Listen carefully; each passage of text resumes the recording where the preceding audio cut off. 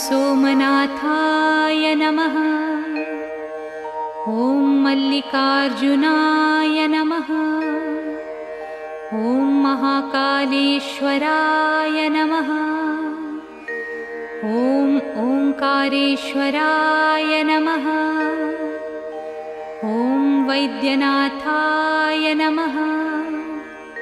ॐ भीमशंकराय नमः। ॐ रामेश्वराय नमः। ॐ नागेश्वराय नमः।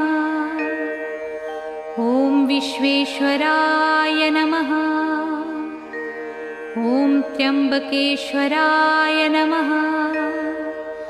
ॐ केदारेश्वराय नमः।